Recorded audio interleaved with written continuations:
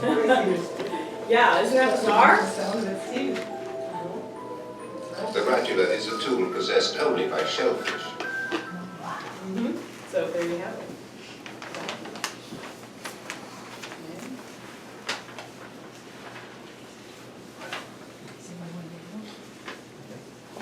Okay. Bivalves, on the other hand, they do have a foot. Some, and that's not gonna work very well, is it? Okay. Can you see that? Oh, wait a minute. I'll skip the commercial. It's tough being a clam. They have no brains. They're popular at chowder. They won't set any speed records. But they do have a foot. Well, a foot that looks like a tongue, but sometimes that's all you need. Oh, you can't see it. Okay. Okay. That's the problem I found with PowerPoint, is it doesn't always show you, it doesn't automatically go over to, unless I close that.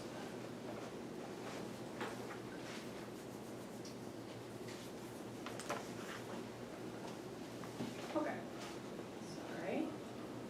It's only about a minute and a half long. Okay. It's tough being a clam. They have no brains. They're popular at chowder. They won't set any speed records. But they do have a foot. Well, a foot that looks like a tongue, but sometimes that's all you need. Along the shallow coastline of the Atlantic, these surf clams spend their days filter feeding for plankton. Some hide under the sand, only a siphon peeking out to feed. They may have no brain, but they're not stupid. Staying under the sand is a good survival strategy.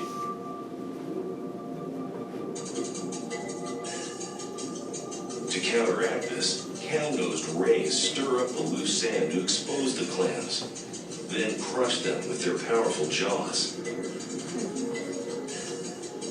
Other hunters, like this oyster catcher, have a different method to get a half-shell platter.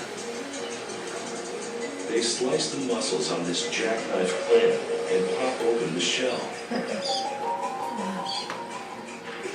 They don't have eyes per se, but clams do have special photoreceptor cells. A sudden change in the light means something bigger and hungrier is above them. When they sense danger, they dig down.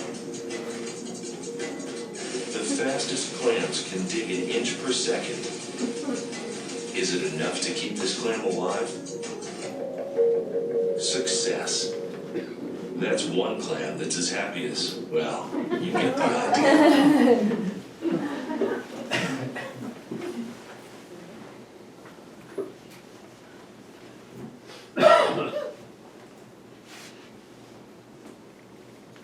Okay, so gastropods and bivalves. Now, shell creation is an interesting thing. In both the gastropod and the bivalve, they have this thing called a mantle, and I've circled it in red. And the mantle is the part of the animal that creates the shell. When the shell is, well, we could go into the whole life cycle, which I do not do. That's a whole other talk. But they start out as eggs, and then they have a larval form, and when they're big enough, they start looking like what they're gonna look like. But they start out as itty bitty creatures, and they build on that shell, and it's the mantle. So the green line here is the mantle of a gastropod. It's attached to the inside of the shell. And there's a real sciencey article that I found about the neurologic system. It was written in 2011, I think. And they, you know, who studies these things? Right, but I mean, down to like the ionization and the electrical conduction level, how they reach up and they build, and it's called mineralization. Basically, they take the minerals out of the environment and they build up that shell. And you can see on some of the shells, you know, the wavy lines where they built through their lifetime. So in a shell, in a bivalve, this is going to be the oldest part because it's built in layers coming forward, and it gets bigger and bigger. In a gastropod, this is called the apex, the tip, and that's going to be the oldest, and it builds around on its edge here. That mantle comes out, and it puts the calcium out there, and it creates the shell around and around and around. And I suppose they all have different rates of growth. I don't know how quickly. There's so much to learn, but that's what I've learned so far. Don't some of them reuse other campers? Like an oyster, and then why we put oyster shells back in the water to? Well, that's more of, I wouldn't say they reuse the shell, but they do use a substrate. So, and I know this because one of my Master Naturals projects was helping to restore oyster reefs. And I went to Alabama with a group, and then I helped down here at Goose Island. But you can put a lot of different stuff out there for the oyster to attach to. So it doesn't really reuse a shell like nobody would, like a hermit crab. You know, a hermit crab doesn't make the shell. Hermit crab only finds an empty shell and makes it its home. So in a way, yes, it's good to have the shell. In fact, I think there's a law, isn't there, honey, where the oystermen have to put so much of their shell back into the environment for that reason? Yes, ma'am. So, where does the little body come from that's gonna build, like an oyster is gonna build its shell? Where does that little person come from? From eggs. Who lays the eggs? The oyster? The female oyster. Oysters? Yeah, and some of them, I think some of them are, what do they call that, when they're yes, so some of them actually have sex. I saw videos. Yeah, seashell porn. I was watching some this morning, honey. I hate to tell you that. But yeah, they actually have sex, right? Male and a female, like some of these conchs. It was the queen conch. I was watching a fascinating video. But anyway, some of them, they release the eggs and the sperm into the water, and miracles happen, and they get together, and then there's free-floating larvae. So the sperm and the egg meet, and they create a baby, and they go into a larval state, and a lot of these critters are free-floating in the water until they reach a certain age, if they don't get eaten first. You know, a lot of these big fish, you know, the fish who are filter feeders, that's what they rely on, is these larval state and plankton. Well, I guess they would be called zooplankton because they're animals that are free-floating in the water. So phytoplankton is plants that are free-floating in the water, and zooplankton are little animals. And so a lot of those zooplankton are larval stages of some of these critters. But when they get old enough, they sink to the bottom. If they're benthic species, meaning they live on the bottom, like those clams that we saw digging in, they're benthic species. You're not going to find them floating on the top of the water or in some of the oyster reefs. They're going to be on the substrate. When they get old enough, they look like their parents. Well, I've noticed the oysters here in Rockwood are getting smaller and smaller and they really just you know, pull them up from, pull everything up when they're oystering. Are we Well, gonna run They're out not of supposed oysters? to. There- They do, believe me. Yeah. There are harvesting rules, just like I don't know how many people fish for redfish and trout, right? There are limits. So these oystermen, there are rules. And they have to be, what, 3 inches? 2.5 to 3 inches? Otherwise, they should not harvest them. But the older they are, the bigger they will be. I mean, there's growth limits, of course. You probably wouldn't have one 6 foot long, but no matter what, because it's genetic. But yeah, they're not supposed to harvest them under that size. And that's what the game wardens are out there doing. When they get on their boat, they're measuring those and they find them. And they don't like that because we like to pay a lot of, we like to eat them, and that's their living, is harvesting those. Brigid, you had your previous slide showed a video for the mantle. You didn't show that. Oh, thank you. Oh, yeah. Okay, so I gotta ask you all though, that video is 4.5 minutes long. It goes into a lot of the detail about the chemistry and exactly how the shell is made. I'll leave it up to you. Do you wanna see that? Yes, Yeah, let's see it, okay. No place else we're gonna learn this. Right. Things I've always wondered about. Either that or we could watch the Tonks doing the porn. I see that. Barbara?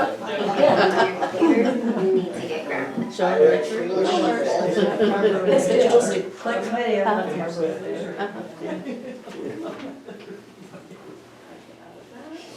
Okay. So, Ideas. Seashells and chalk are both made of calcium carbonate. By itself, the mineral is brittle, crumbly, and soft enough to write out a homework assignment. Seashells, on the other hand, are wonderfully resilient. They're tough, they resist breaking, and they definitely can't be used to doodle on the sidewalk. But they're still primarily CaCO3. So what makes seashells so different?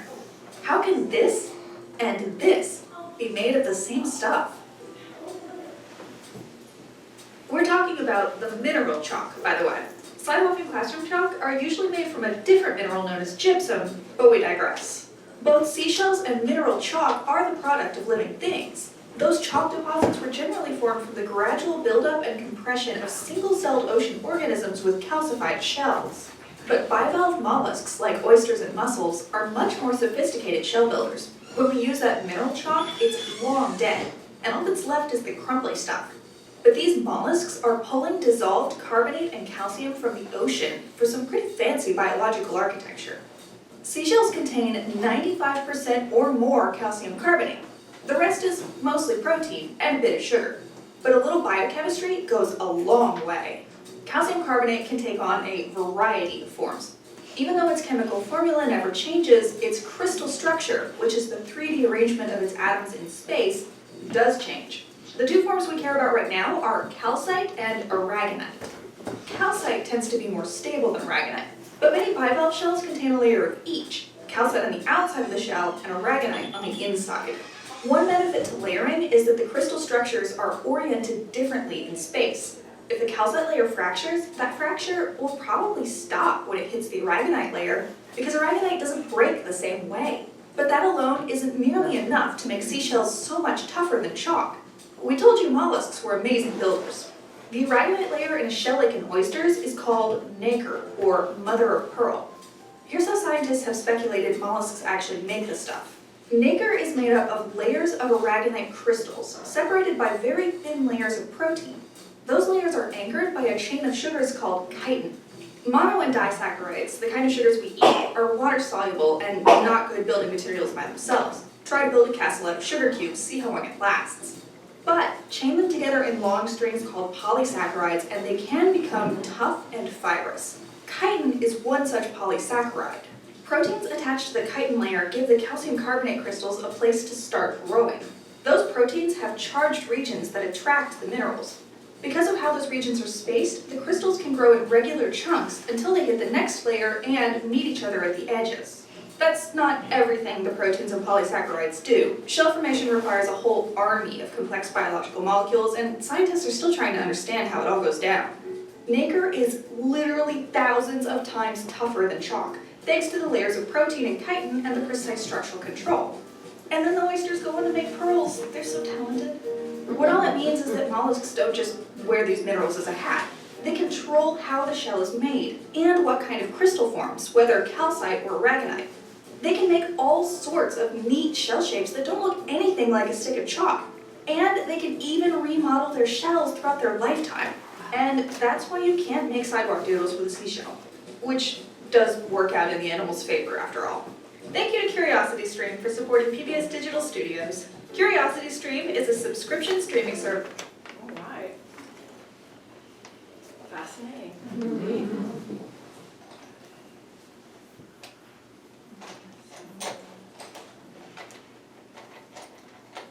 So, just to give you a glimpse, this is from that article that I found, and how the mantle comes up and deposits, they have secretory cells that deposit the calcium carbonate out on the edge of the shell, but it's really complicated.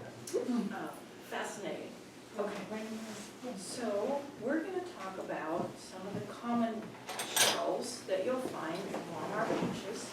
And that little box that I handed out, you can follow along, touch and feel, pass them around. I don't care if they get mixed up, that's fine.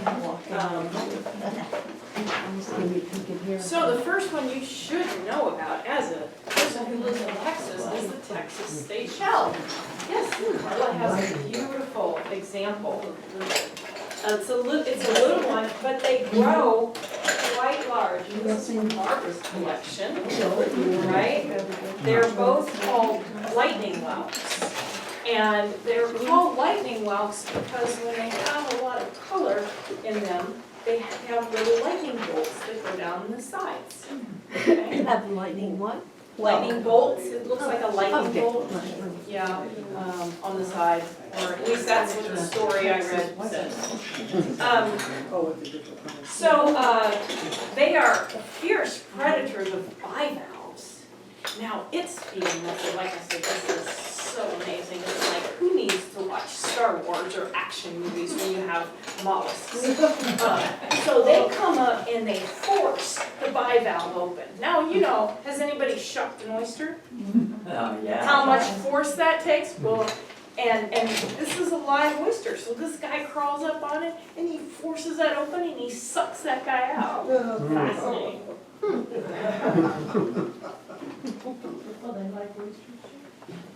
Okay. The other cool thing about whelks is their egg casing. And who's seen this on the beach before? Yeah. Yeah. And if you rattle it, I'll pass this around. I don't have many examples, that's why I didn't put it in your buckets, but there's little compartments, and this is, it's not spiral, it's kind of got a backbone to it, and it's like different layers, and, but on each layer are a number of little pockets in there, like little apartments, and inside the little apartments are little baby whelks, which actually have the shells. So in this species, when she lays this, and I have a video showing a whelk laying this, when she lays this, it just sits out there in the dirt and the mud underneath the water, and when they develop, they hatch out of that thing, and they already developed their shell while they're in this egg casing. You can hear them. Okay, I'm going to pass that around. I'll show you.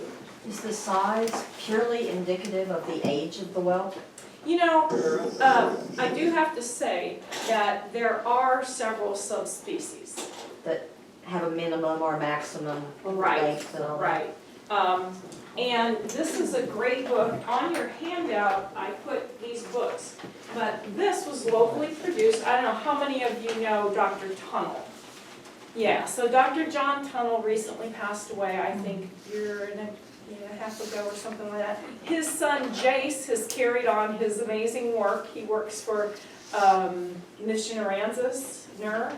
And, but John Tunnell wrote this encyclopedia, And as you see, I've been trying to study. It's a little dry, like any encyclopedia, but you can see that you just open this up, and it's like, oh my gosh, there's so many of each kind. And there is an article that he has in here about the different, the different lightning whelk and what subspecies is ours here, right here. But there are different subspecies, so if you're interested in that, you can look at the book afterward. So if they're predators of bivalves, how do they, I mean, they're about the same size, aren't they? How do they eat bivalves?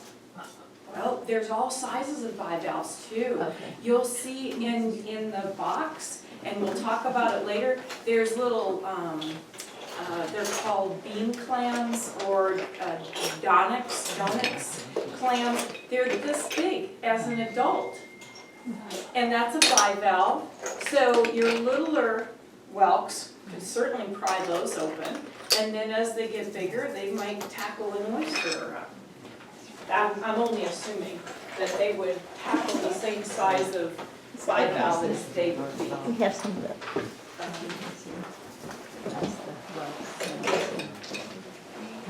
And these are just videos, What gives the shells the different colors?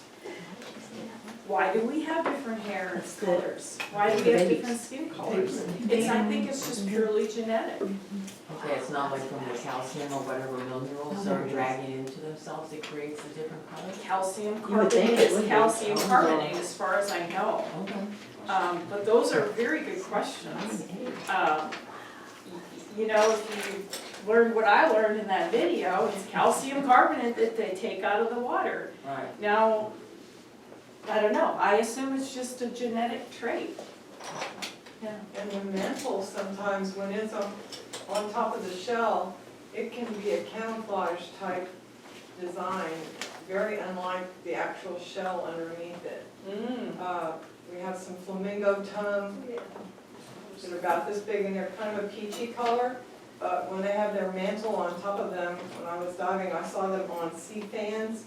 Their mantle on top was all spotted. Oh. And the spottedness kind of gave it some camouflage Okay. quality. So these are just videos I found out on YouTube, so they're not the highest quality. There's a lot of noise in here with the wind, but And I just spotted this lightning whelk egg case, and I know that it's a fresh one because the color is very white in comparison to many of the lightning whelk egg cases that we've been finding. Each one of these discs, each one of those discs has got, you can probably see the little dots inside. Each one of those is a little baby lightning whelk. And they will stay inside this disc until they're fully developed. And then there's a little hole in the middle right there, and the little babies will crawl out as a fully developed miniature lightning whelk.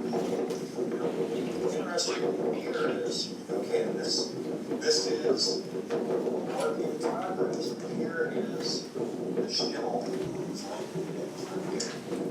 This is a lightning whelk, and it's buried itself in the sand. And it has found something solid on the bottom, and it attached the beginning of its egg case to something solid.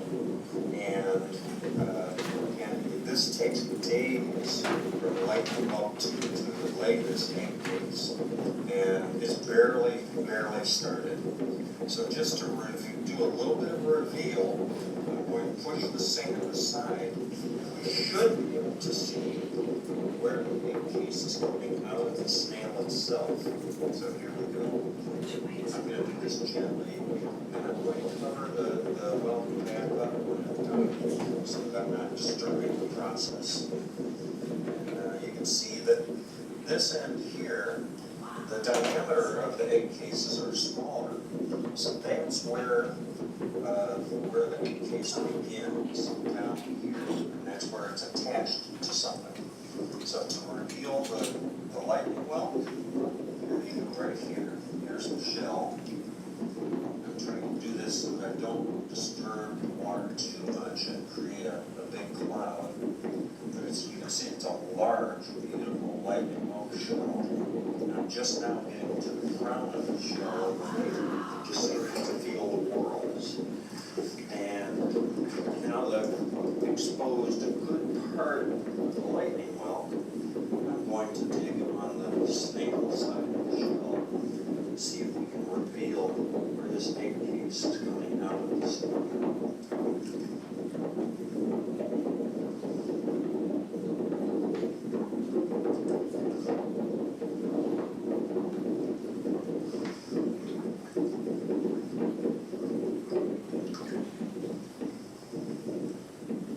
I'm going to stir up the sand a little bit, cementing this distillate.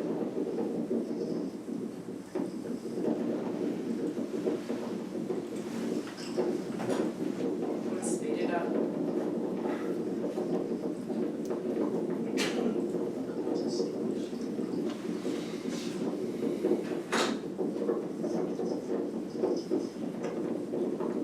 Do you know what age they mature at?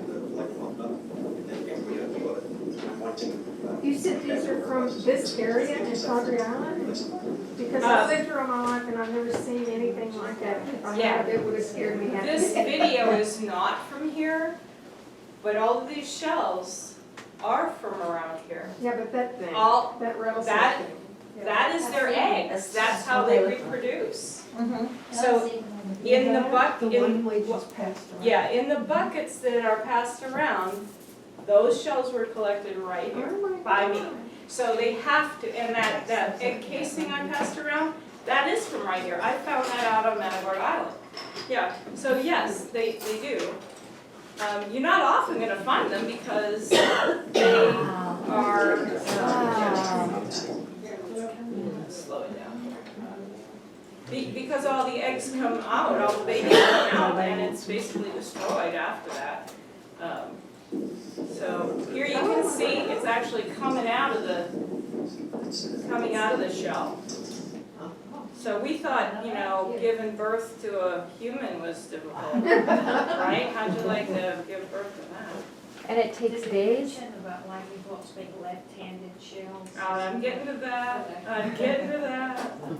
And how many babies are in there? There's Thousands? Yeah, several hundred, maybe thousand, 100? depending on, yeah. So, here we go. So in your buckets, you have at least one lightning whelk and another type of whelk. So if you want to try to find the whelks, the way to identify a lightning whelk is when the apex is on top, the opening is on the left-hand side. The other whelks open on the right-hand side. So even if they're discolored or whatnot, you can always tell a lightning whelk. The only whelk that is left-handed. I got on a tangent this morning when I was putting the finishing touches on here. There are other shells that are left-handed, and I'll get to that next. I'll just show you And those of you with a bucket, can you pass some of the shells around so others can see? Because I only have 6 little buckets. I didn't know I was going to have standing room. So some of them are pear whelks, or a knob whelk, or the channel whelk. You can see just the slight variation in the construction features. So how many of you were good at doing that thing that used to be in the newspapers when there was newspapers? Where you find the 6 differences in the cartoon? I was so good at that, that's why I like all this detail stuff. But you can see here, this one is a little smoother on the top. This one has these knobs and it comes up more in the pinnacle. This one has this ridge that comes around. So it's all these little variations. So if you're a detailed person, person, you probably like shelling. So these are Oncology. called lightning whelks? Just the left one. The lightning whelk is the state shell, And what the is the left Texas one? state shell. Those are different. They're all different. Channel whelk, Hair, knob Oh, whelk, never mind. hair whelk. And they're in there, if you wanna. They're all whelks, they're just, They're all lightning's the They're one, the whelks. left, Yeah, yeah, they're all whelks. They're all whelks. She's got it. Oh, yeah. Back. You can So see So that I one. used to think that the lightning whelk was the only shell that was left-handed. Not so. I found documentation on the internet, and you know the internet lover, it never lies. But this was from a credible source that is actually on your paper. There's a museum in Florida yes, that is dedicated to shells and mollusks. Right now, they're closed for renovation, but they're gonna be open in 2020, reopen in 2020. So these are some smaller shells, see this is a millimeter, so these are small shells, but they're open on the left side as well. When the apex is up, the opening's on the left. They're known as the left. So lightning whelks are very important in all eras to human beings, and some of the Native Americans around here, we found them with holes. I swear to God, I have one at home, but I can't find it, with a hole in it just like that.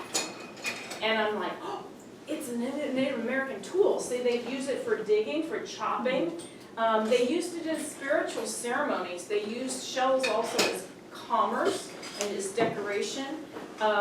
They found these things in graves in middens and early American graves. So shells in particular were used by a lot of Native Americans. If you think about it, they couldn't go to the hardware store, right? So they had to use, and this is a hefty shell, and so they would use it for all sorts of things. So the bay scallop is my favorite. Is it a gastropod or a bivalve? Yes. And do we love to eat them? Yes. So they're important commercially because it's a food. By the way, some of these other, like the conch from Florida and the whelks, they're all edible. We just have this thing about eating oysters and scallops, really. There's a lot of things out there about you can eat a lot of these others too. So the bivalve, I was out one day, Alan loves to fish and I love him, so here I am, but we were kayaking and I was doing some photography and I have found this scallop. And I thought, holy cow. Oh, wow. So I have a video that I put out there.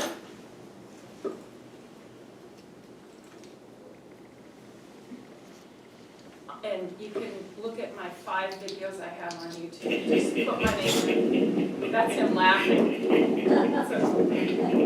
But he was up on this little shell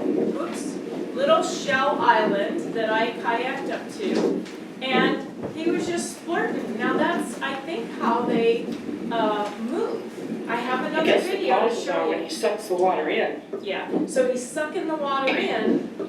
He's got to suck the water in order to squirt it out. Yeah, I know. And he's trying to turn over. Yes, he's trying to turn over, she says.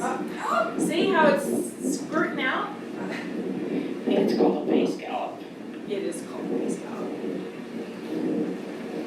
Okay, so I'm gonna, and what's interesting is, you see how I had turned him over. So when I came upon him, this side was up and that side was down. See, that side is bare. So they must like laying on one side versus the other. And I'm gonna forward it and show you. I turn it back over. I'm nice to him. I turn it back over. And see, he's camouflaged again. Now I have no idea if, you know, there are like these decorator crabs that actually put stuff on them to camouflage themselves.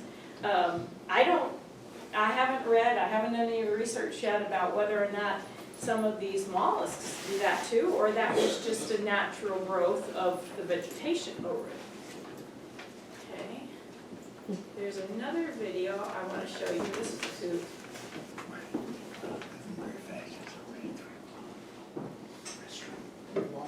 Yeah, restrooms are right in here if you guys, if anybody needs it. Now watch them, they actually are quite mobile.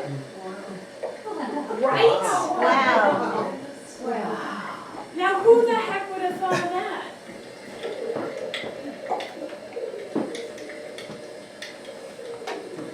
I didn't get him started. Oh, wow. Wow. What? You wanna watch some cat videos? Yeah. Isn't that crazy? Yes. That is crazy. It's just amazing what you'll learn about these things.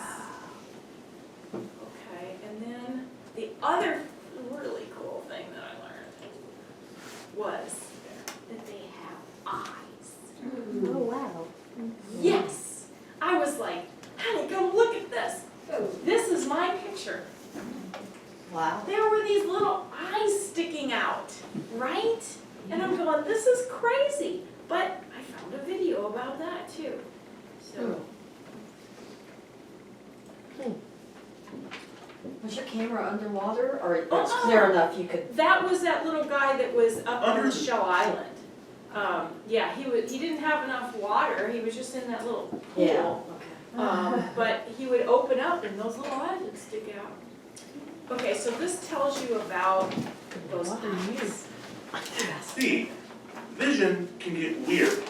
Cuttlefish have W-shaped pupils, and mantis shrimp see many colors we don't.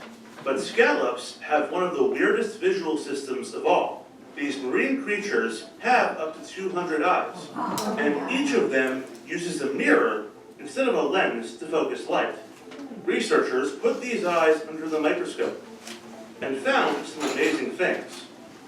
The mirror is made from crystals of guanine.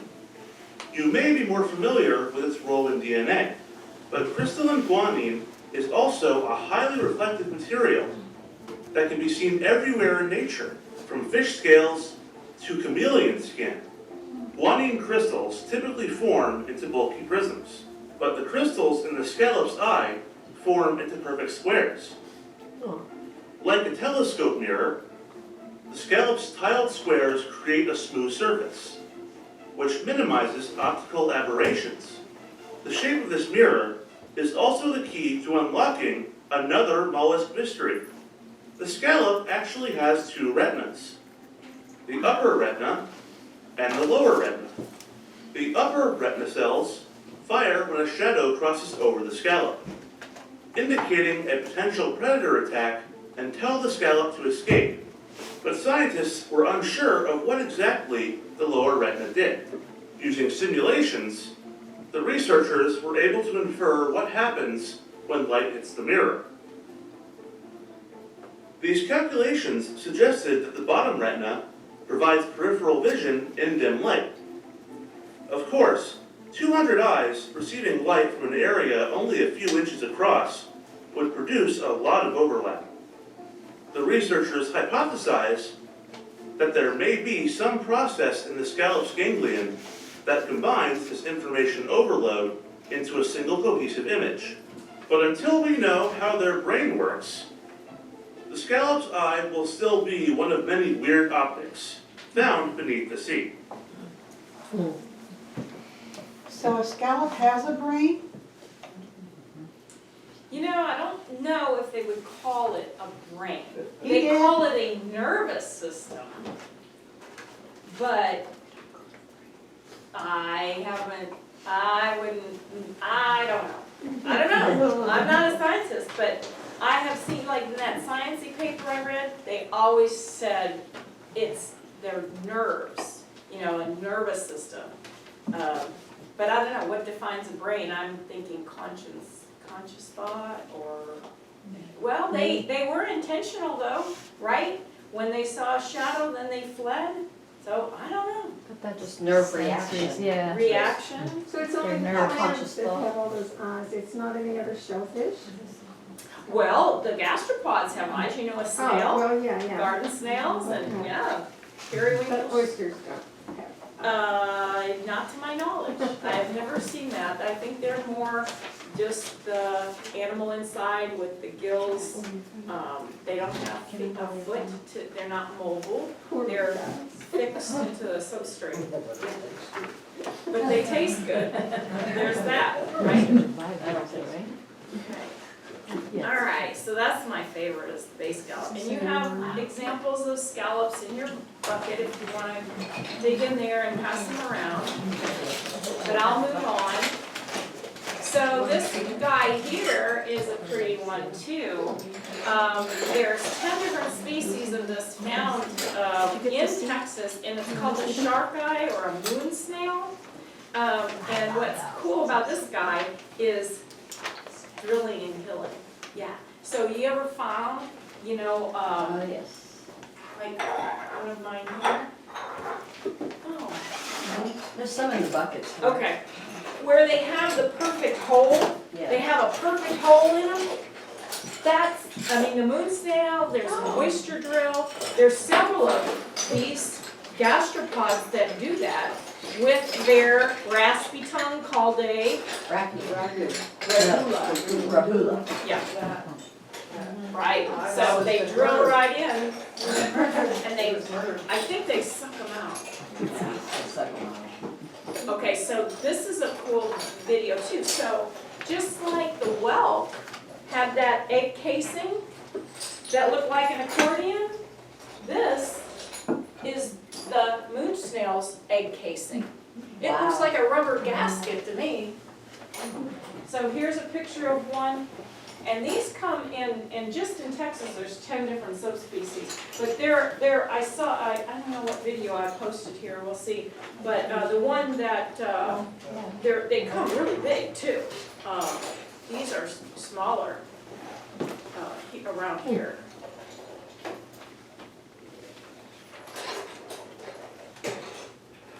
Writing's not that easy, but Grammarly can help. This sentence is grammatically. Yeah, this is pretty big.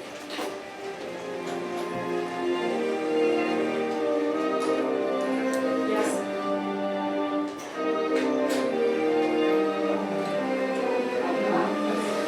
Yeah, see how big that guy is? Wow. That's a moon snail?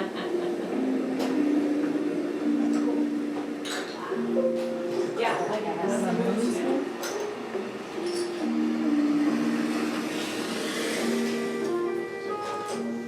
Some of this music is, I don't know. So there's the collar of, that's the egg casing. Wow. That's the gastropod thing Yeah, in it? that's the animal. That's bigger than the snail, Yeah, or the casing. Wow. pretty amazing. And does it have a foot to move it? That's what's moving it, is the foot. Well, those native Indians ate well. They ate those things. And I think people around the Probably world big. still eat them. Oh, man. And then you see the operculum, see the door? That's the Yeah. operculum. He's closing the door. Yep, and they dig down into the substrate. Pretty amazing. Who knew? Yeah, who knew, right? Okay. So the next one we're gonna talk about is the giant cockle. And that's what I have here, giant cockle. Now, this guy is very common on our beaches. I don't know if you've found any. These do not match. I do have a matching set. But the halves are put together by a ligament back here. And what's cool about this guy is this, oh, I have this labeled wrong, because up until this morning, or yesterday, I thought, no, this is, yes, I'm sorry, this is the foot. And it's, but I had thought it was the siphon. You know how I said some, Yeah. because I thought, oh, the siphons are real long, right? No, this is the foot, this big red foot, and this is what their siphons look like. So they're very short, but that big red foot, and I'm thinking to myself, why does a bivalve need that big of a foot if he's a filter feeder? You would, I guess, to get away from predators. But I could see that if he was meant to chase something like a cheetah, you know, they run really fast, right? But watch this video. This, cool.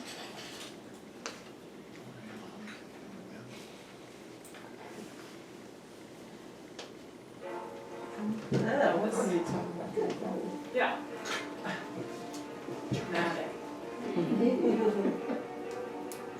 Is that a siphon on the other side? That's the yellow thing is the siphon and the orange thing is the foot.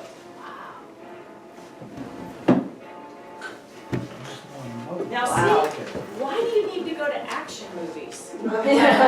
If you're walking down the Yeah. beach one day with your honey holding hands and you see this thing, I mean, Is that the Psycho theme song that was playing? yeah.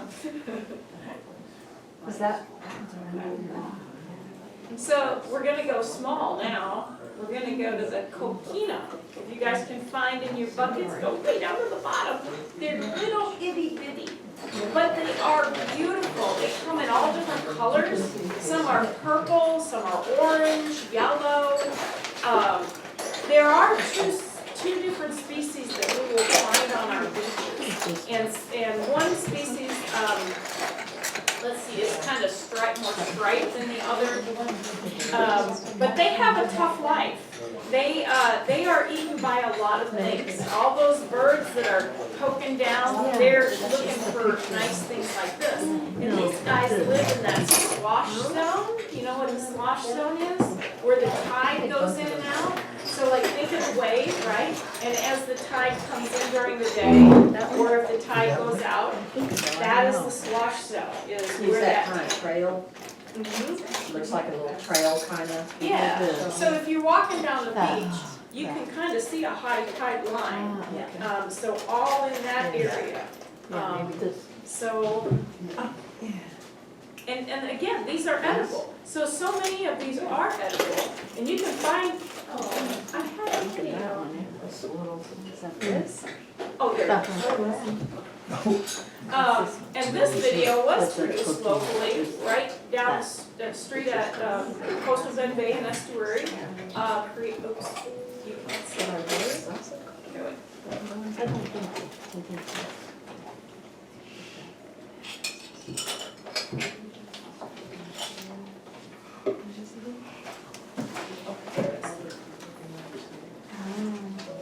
So Coastal Bay's Bend and Estuaries made this, and I'm thinking this is probably South Padre Island. Or Padre Island. Now watch. The magic.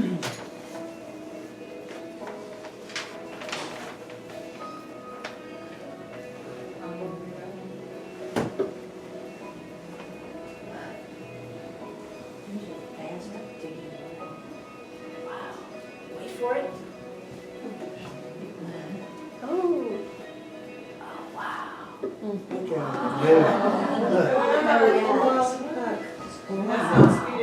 That is not speeded up. And I actually have witnessed this on my end of the island, of Matagorda Island on the north end. And one day, he was out fishing, of course, and I was beach walking, and they were all coming up like that. Are those coquinas? These are the coquinas. Is that a particular, is that at the tide is when they do that? You have to be out Right. there at either low tide or high tide? Watch the wave. It's, in these videos, I'll show when the wave comes up and recedes, and then they come up. But it's in that, if they go out again, let's see, I'll show you. Just the wave action. So you can see how the tide is coming in here, right? The tide's been into here. Now the highest tide level is probably up here where the sargassum is, right? So maybe the tide's going out, but they're in that swash zone somewhere, right? So that's where you're gonna look for them. Now, I did read that they do travel in in different seasons. Let me get to my notes.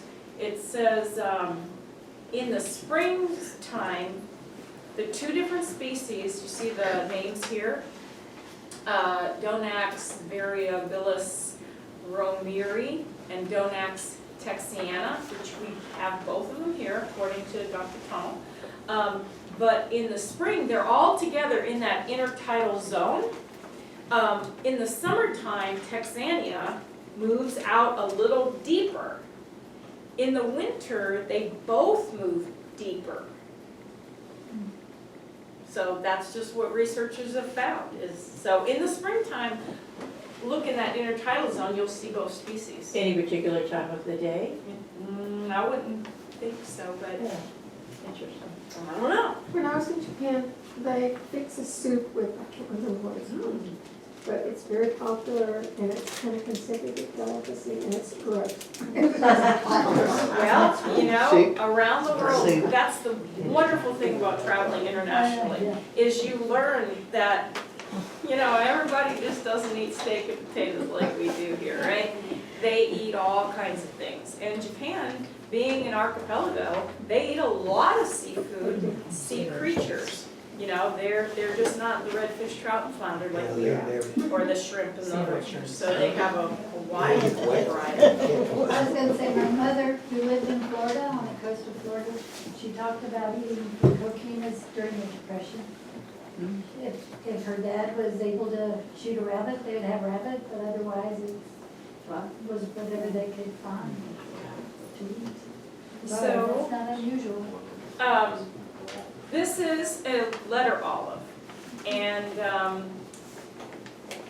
so I used to think these are really hard to find because all you could find is just pieces.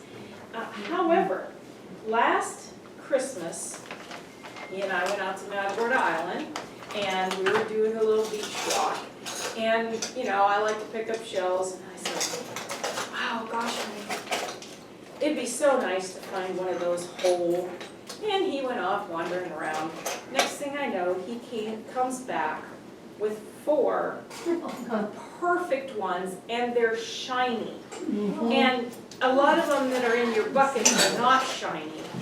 What the shininess means is that they were freshly killed. They weren't, and you know, there could have been like a tidal event or something that killed a whole flock of them or something, and that's why we found them. Maybe cold stun, I don't know. But I've read that the reason some are shiny and some aren't is like when they die off and stay in the water, they lose that shiny coat. So when you see these, I used to think in the shell shops that these were polished. They're not.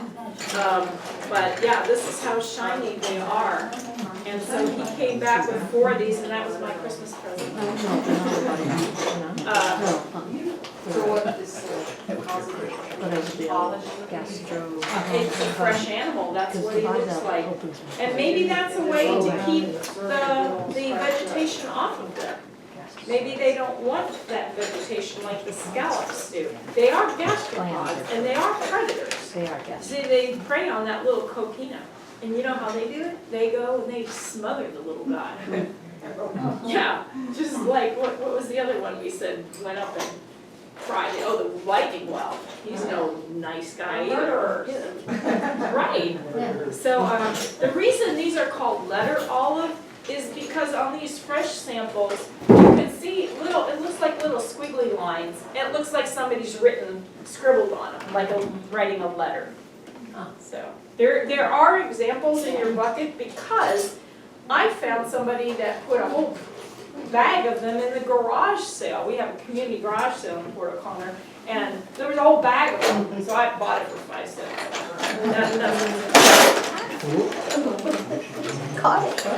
They are the state shell of South Carolina.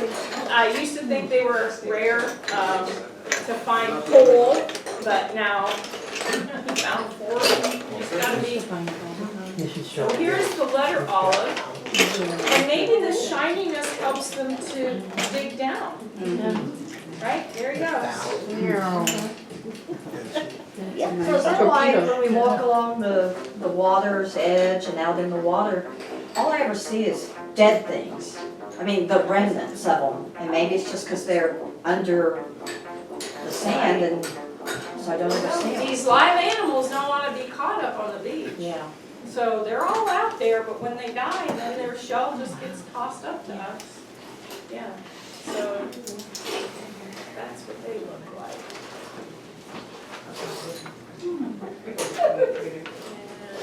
So the next shell, on the same day that he found me these, I said, oh, well, you found 4 of those whole.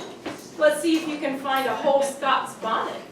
And, because you don't find these whole. I mean, I have not found any whole ever in my life. You find pieces. So there's probably pieces in your bucket. He comes back a little while later and finds this perfect specimen. And so this was my second Christmas present. Just a beautiful Scots bonnet. The reason they're called Scots bonnet is because it resembles the Scottish, it's called tartan, that plaid pattern. And you can see in this picture here how it kind of looks plaidish like. These guys are no nice guys either. They smother sand dollars and sea urchins and eat them. And it's the state shell of North Carolina. Of where? North Carolina. North Carolina.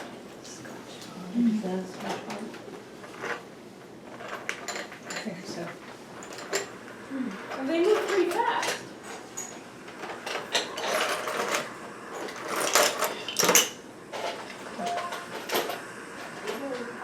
There you go. At least there's not some dramatic music. And you've seen those around here too? Yes, I pick up all the ones in your bucket. There's pieces in each bucket of the Scots bonnet. Some are wholer than others. And I'm not sure if they lose their coloration after a while, but certainly this one is very faint. You can only see a little bit of, yeah, I don't know if they lose their pigment or if they just come in different colors, but, and by the way, never clean a shell with bleach. It's not good for the shell, evidently. Just clean it with soap and water. Okay, okay. So, some other very common ones I'll mention that I find all the time. Oops, this way. Oh, okay. I don't have a lot more videos, so it'll go faster. But this guy is a beautiful shell. It's called a murex. And there are different kinds, but there's samples in your buckets. And it's a gastropod. Again, it seems like most of these gastropods are carnivores. They eat other animals. And they also bore a hole in the bivalves, and they either suck them out or sometimes they put in, it's an enzyme with sulfuric acid is what I've read, and it put it in there, and then when the animal liquefies, they suck it out. Other times, they just kind of go in after it. So,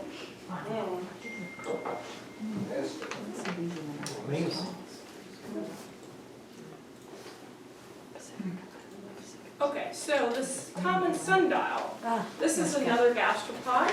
They look like little pyramids. And one of the unique things about these guys is their growth. So you see on these gastropods, they're whorled, right? And what I've read about most of them is that, you know, like I said earlier, when they're babies, they start out very small here, and then they add to the edge of their shell. They keep adding layers and layers of calcium carbonate. And they go in the same direction, right? This guy, he gets to be a baby, and somehow he changes his direction 180 degrees.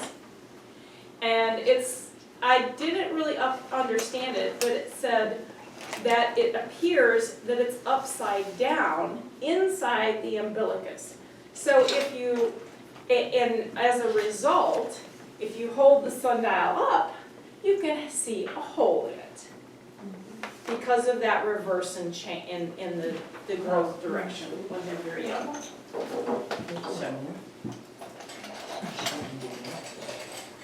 Another very common shell is a bivalve called an incongruous arc. And incongruous because they're not bilaterally symmetrical. But you find these all over the place. And this is probably one of the most common that I see anyway. They live in the trough outside off of the beach. There's 15 different species of arcs in Texas. These are two others, and I just love this thick-ringed Venus. It just has those very wide bands on it. I don't know why, I just like it. But there's examples in your buckets. And then the other one is a crossbarred Venus. You can kind of see kind of a hash pattern where they have these rings out here and then they also have stripes that way in the shell. So these aren't as common as the incongruous arc. That's why these are kind of like prizes when you find them. They're not as common. I like the crossbar Venus, because you can find a lot of them whole. Yeah. You don't find them so broken up like everything else. Yeah. Sturdy shells. Yeah. And I don't have examples of each one in each bucket. There may be one in a bucket of those because they're less common. So the angel wing is another bivalve, and there's probably only 2 buckets that have one because they're so fragile. You find just pieces, and you wonder how you can even at all find a whole one because they're just almost paper thin. But this is a photo that I took after Harvey, and I don't know if that had anything to do with it, but they live in the mud and the sand, and sure enough, there's the mud and the sand they're living in, because I had made this slide up before, and I actually got to take this picture, just like the book said, muddy sand, there they are. So they're filter feeders. They eat the algae and the zooplankton that's going, in the water, drifting in the water. And it says you find them at the low water mark in the intertidal zone. So when the tide is out, they'd be living in that closer to the water area. Our last shell is the eastern oyster. Now, we've talked a lot about it. You're probably most familiar with the oyster, eat it now. But we've already talked about how they need a substrate to attach to. So when their eggs are fertilized out in the water, they turn into this little critter called a spat. I just like that term. And then that spat needs to find some place to land and affix to, because they don't have feet, they can't, and they aren't like a scallop where we saw them swimming. These guys actually stay in one place and grow bigger. So that it's important to have structure out there. I like the term, they're molested by barnacles, marine worms, sponges, and of course we've already learned about the whelk, prying things open. But they're also a very good habitat. The whole structure is habitat for so many other, like the redfish, like the little fish hide in that substrate or in the oyster reef, and then the bigger fish try to go after them. So they offer us a lot. They also filter the water. And I had a video, it was too long, but it actually shows. There's videos out there that actually show, and I've done this with, we've taken our Port O'Connor 4th and 5th graders out to a little nature center there in Port O'Connor called Boggy Bayou, and I have a bucket, a clear bucket, and I get a piece of oyster, and I put it in there, and I, put water in from that lake, and as as the hour-long, 2-hour-long class goes, you can actually see it filter. And I forgot what they said the filtration rate was, but that's probably the most, besides a commercial product, that is really how this mollusk benefits us by filtering our water. And frankly, that's why I'll never eat an oyster, because they filter our water. And there's all kinds of crap in our water. So anyway, just like we saw the bay scallop spinning to turn over, these guys, when the tide gets low, they want to close up so they don't dry up. So the way they do that is they spit out they filter water normally when they're underwater, and they fill it with water. So when they want to close up, they gotta relieve themselves of whatever they have inside so they can get their doors closed. And you'll see them if you're out there kayaking or walking near a reef, and the tide is going out, you can see the ones on top, they'll be spitting. Anybody ever seen that? Yeah. Okay, so I have a little video of that. That's gonna be our last video here.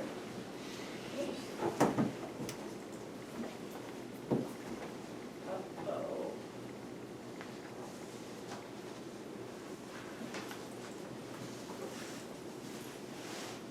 What's that?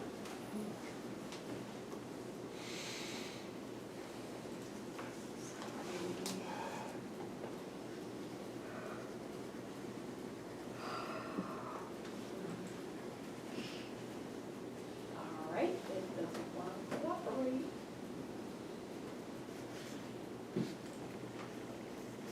There it goes. Okay.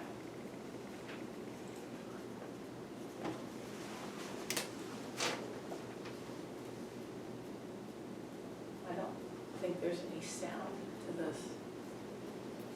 But you see how, oh, yep. And I have been kayaking near Oyster Reef and actually saw this happening. I do have a video somewhere. And the volume's like 50 gallons a day or something, it's a big number. Yeah, the amount of water they filter is amazing. That's why we need to have them and restore them, not just for commercial purposes, but for the health of our bays. Yeah, I saw that. That's awesome. So, just a few final words about. And the pearls. Well, there's a special kind of oyster, yeah, and actually I think in that encyclopedia, I have it marked. They look a lot different than these oysters. They're more of a freestanding bivalve, and they have a lot of fringes on their shell. They're more scaly, and they're smaller. And I don't know if they get big to get the bigger pearls, but the ones that make the pearls are actually a different species. I always thought it was any other oyster, but evidently it's that one species is known to make the pearls. Although I did in that pornographic comp video that I watched this morning, they are some. They're pink pearls. Somehow it gets developed inside that conch. You know, those beautiful queen conchs are pink, and they found these pink pearls inside of them. So evidently this gastropod can do that too. But anyway, we've talked a little bit about how shells are not only the fabric of geologic structure in our planet, but we've talked about the historic and commercial importance, ecosystem, like the oysters filtering our bays. It's also an enjoyable hobby, and it's been culturally important to us. Here, Aphrodite is the Greek goddess of love and beauty, and she's always symbolized with a scallop there. Maybe that's why I love the base. And then, you know, It's a sentimental notion to warm the cockles of your heart, and that's where that saying came from. This is a cockle, like we saw the Atlantic cockle. We have used shells as art for a very long time. I was in Rockport, or in Brazosport Museum. It's on the back of your handout. And they have a display of these. They're called Sailors' Valentines. So when the sailors, this is in the 1800s, 1830 to 1890, this became popular. The sailors would be out there for months, maybe years at a time. They would create these beautiful framed pieces of art out of seashells. All of this is made out of seashells. And at that Brazosport Museum, there's a display of them there. Also, I think this is called what, scrimshaw? Scrimshaw. You often see it with tusks, but you know, they've been doing that on these big conch shells too, in the whelk shells. But it's popular in our houses today to decorate our houses with. It's popular in our fashion. I would like to say that was my wedding dress, but no, it wasn't. With matching shoes. But it's gonna be when you renew your vows. Oh, yeah, exactly, yeah. Okay, now, some of you already heard the song, but I'm gonna close with this song. Everybody knew the tongue twister, right? Sally sold seashells by the seashore. But there is, I put this link on the handout. I got off on this tangent this morning, and my poor husband had to listen to the song. But, you know, Sally sews seashells by the seashore. Well, where the heck did that come from? So there's a blog all about that, and it's really lengthy. But it led me to this version, and this was not the original. The saying, she sells seashells by the seashore, came about earlier than this was produced, but this is a song,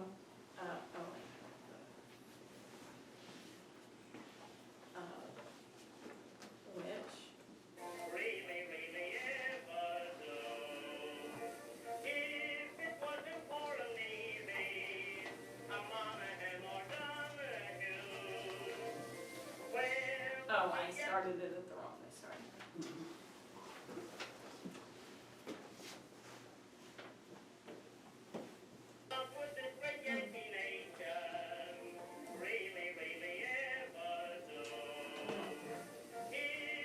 Oh, it's the wrong song. It got on the wrong song. That's why. Here it is.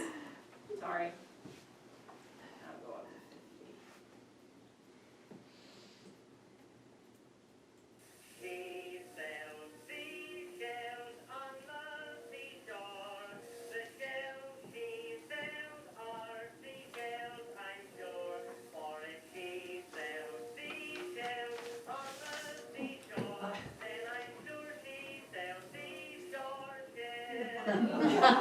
Okay, that's it.